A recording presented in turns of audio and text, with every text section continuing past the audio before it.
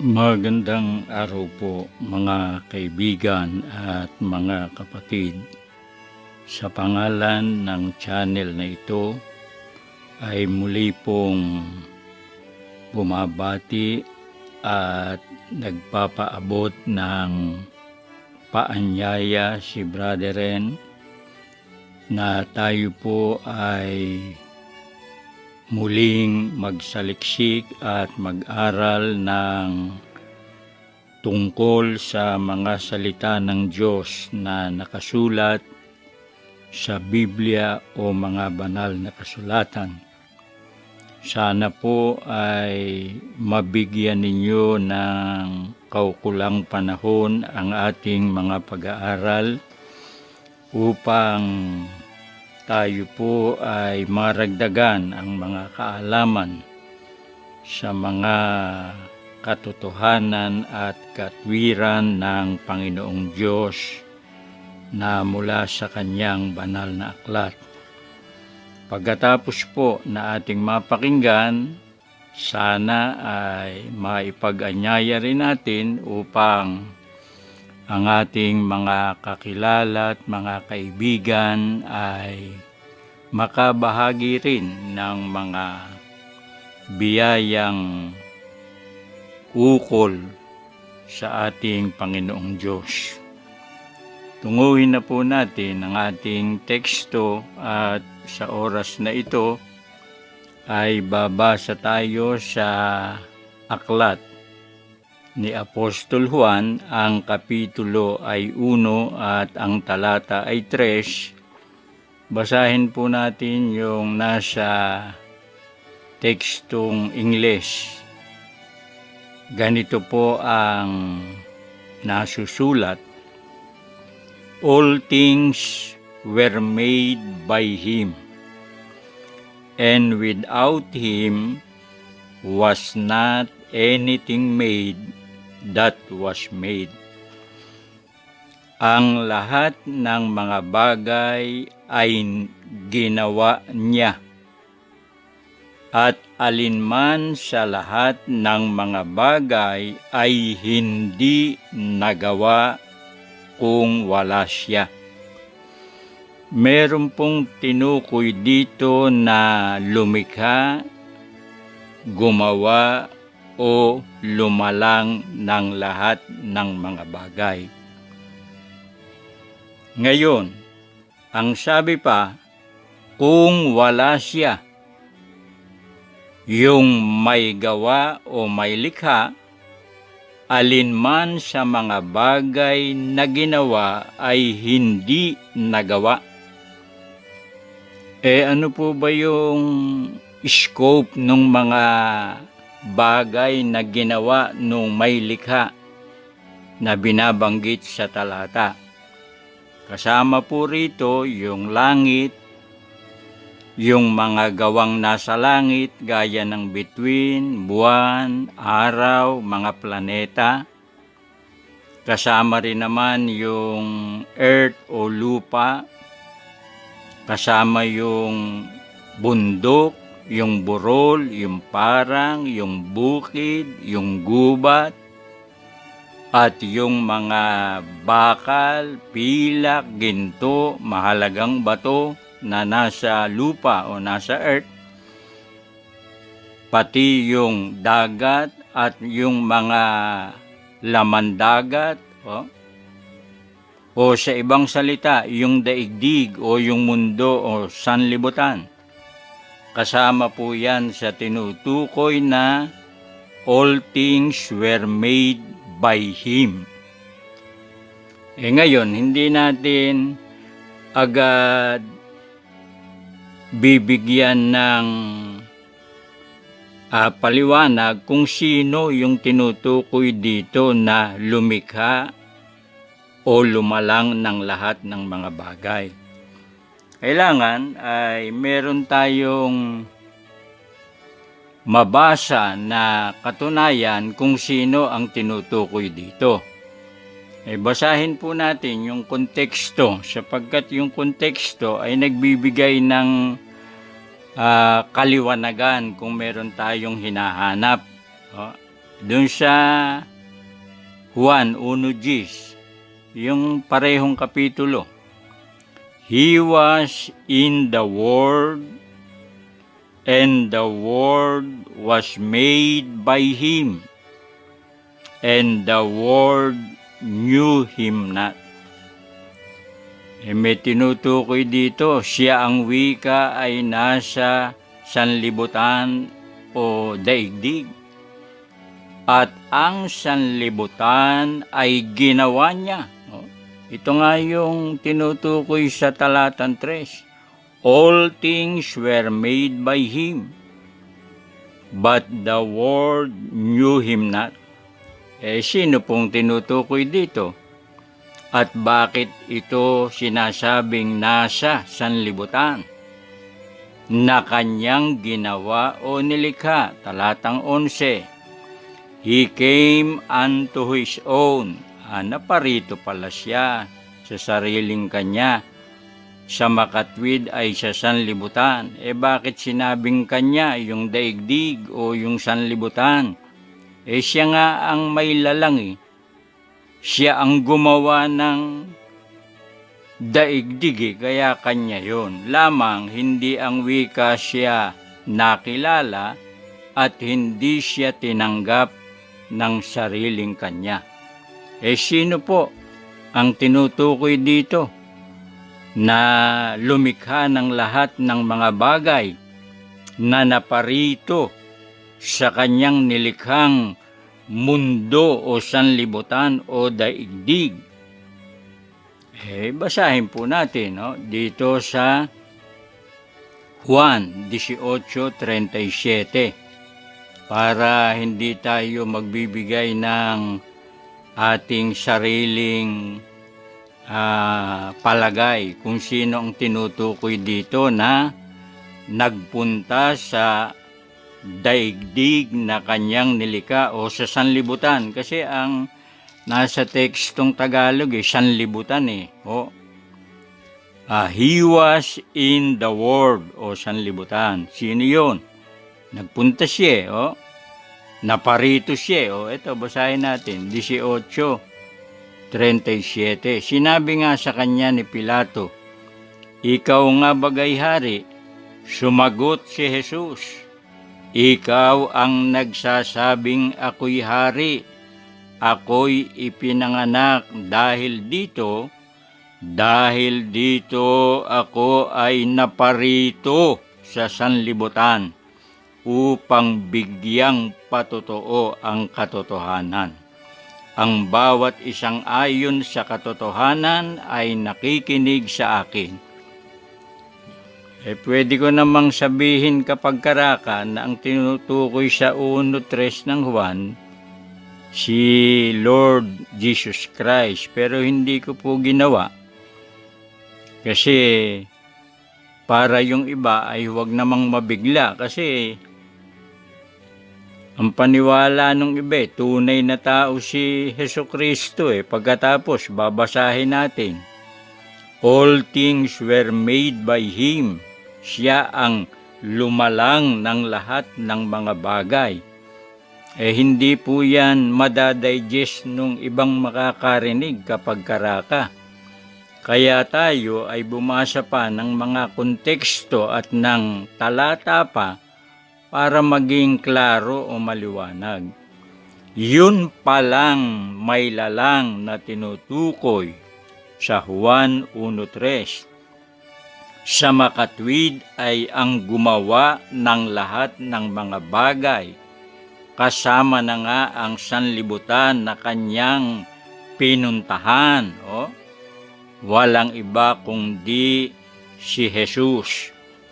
Tinanong siya ni Pilato, ikaw nga bagay hari? Sagot niya, ikaw ang nagsasabi. Ako ay naparito sa sanlibutan. Yun, maliwanag po. Sino ang lumalang ng lahat ng mga bagay na tinutukoy sa John 1:3?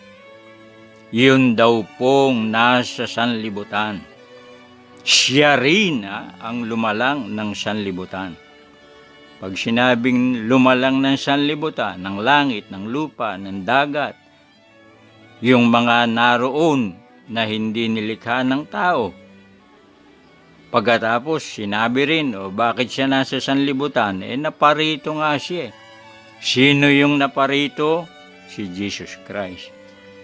Ngayon, siyempre, magugulumihanan, magtataka, hindi matatanggap kapag karaka. Sabi nga ay mahirap i-digest yung mga ganyang pananalita para sa iba. Malinaw naman yung sabi ng Panginoon sa Juan 18:37 na yung ano po ang sabi? Ito, yung huling bahagi, uulitin natin. Ang maniniwala dyan, sinabi rin ng Panginoon, 18:37, ako'y naparito, sabi, sa sanlibutan. Ang bawat isang ayon sa katotohanan ay nakikinig ng aking tinig. Pag ayon ka sa katotohanan, pakikinggan mo yung tinig ni Jesus Christ.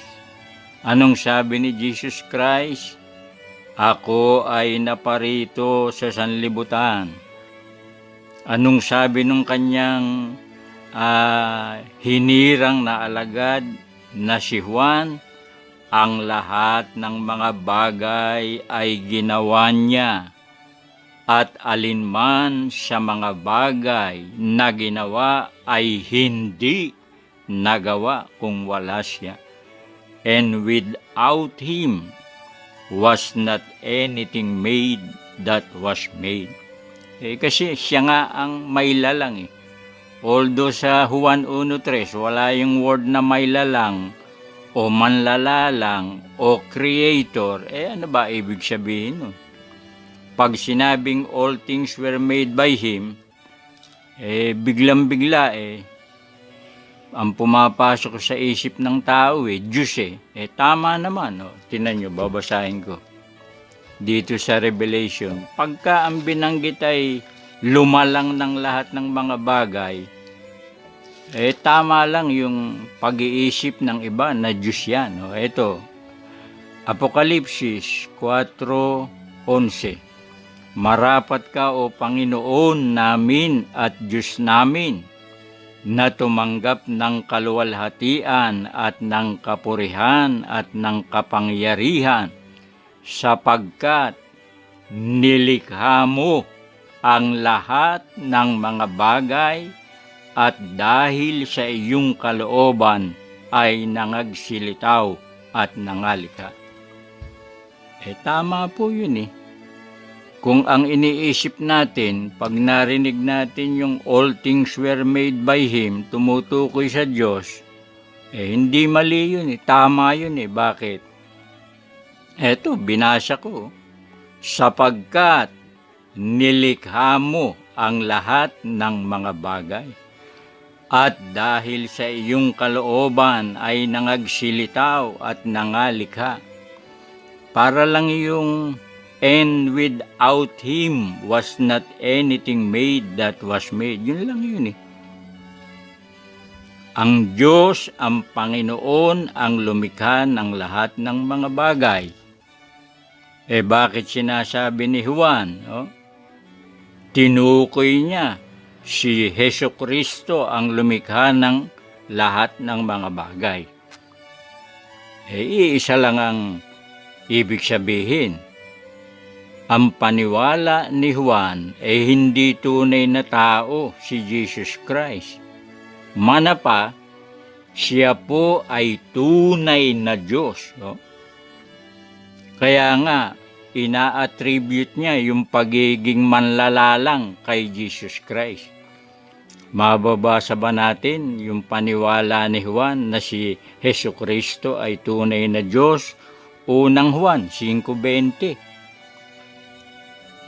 Sinabi niya ron, naparito ang anak ng Diyos.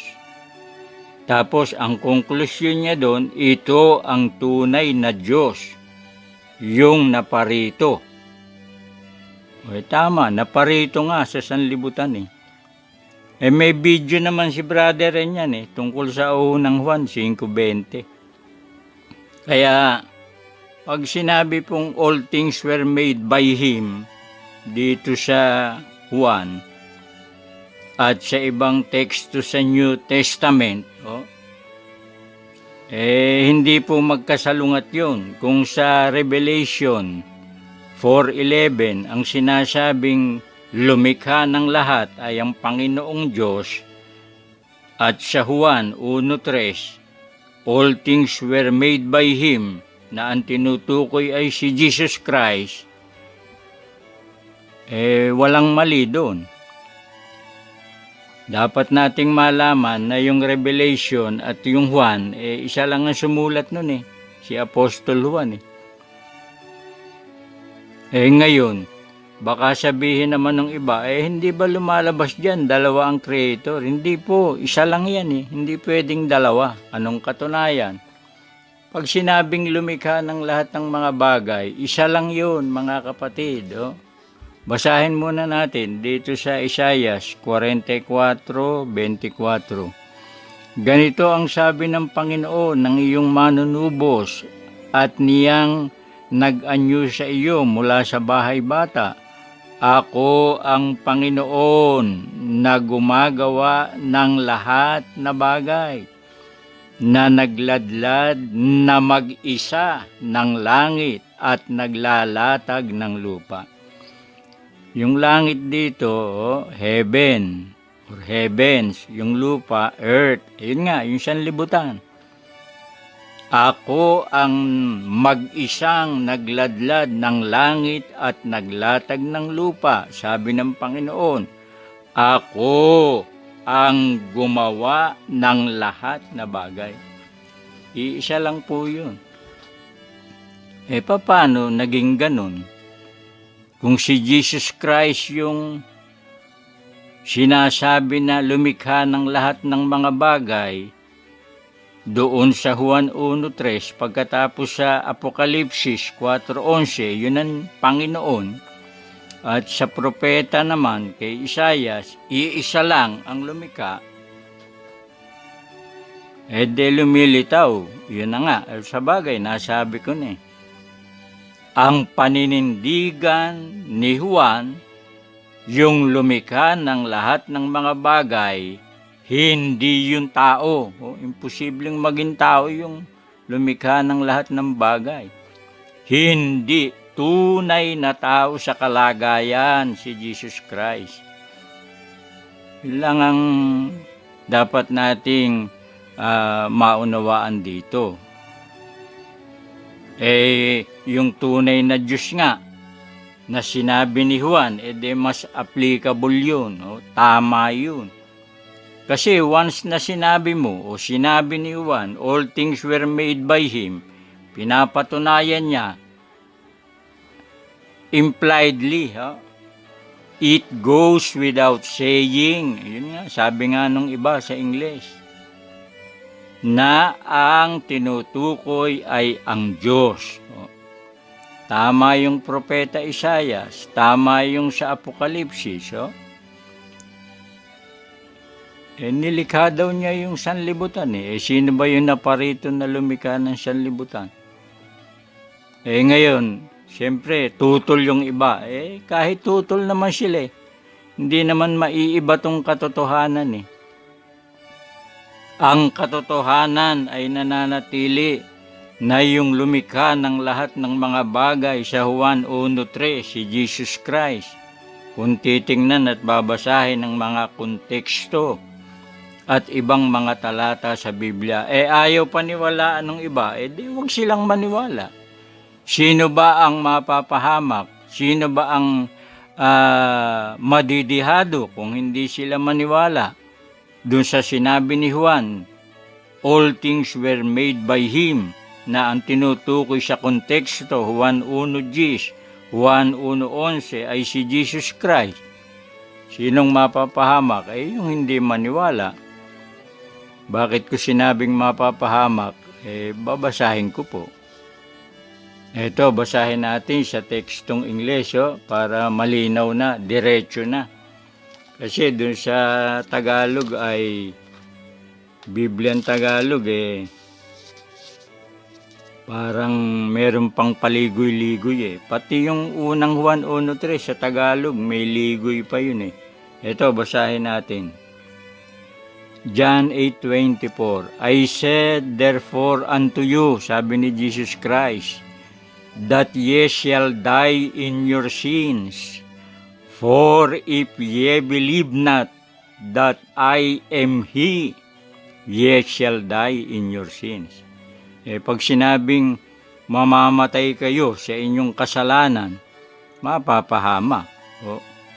Yun lang ibig sabihin nun Sinasabi ko sa inyo, mamamatay kayo sa inyong kasalanan pag hindi kayo sumampalatayang ako ay siya.